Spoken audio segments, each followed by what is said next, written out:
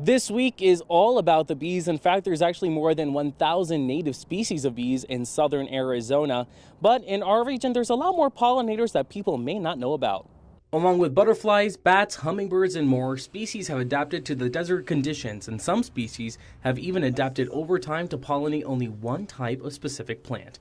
Despite the number of types of pollinators, their populations are slowly declining. The Tucson Botanical Gardens have implemented programs to save the pollinators and keep Arizona alive and beautiful. Here we have part of our Save the Bee program. Adam Farrell-Wortman is the Director of Horticulture at the Tucson Botanical Gardens and has collaborated with a local beekeeper to find some solutions to provide a safe shelter for bees. We have these bee boxes that are baited with just a little bit of pheromone.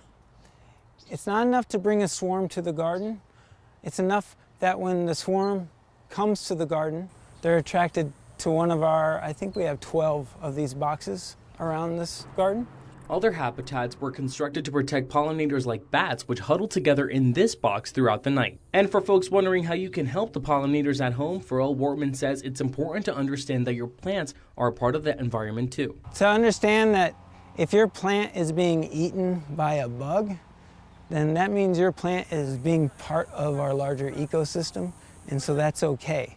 If you like butterflies a whole lot, then you want the caterpillars to live. Other ways you can help pollinators in the area is to try to buy some fresh produce and local honey from beekeepers and farmers markets in the area. And if possible, try to avoid using those pesticides to keep our friends healthy and strong. Reporting from the Tucson Botanical Gardens, Andres Rendon, 13 News.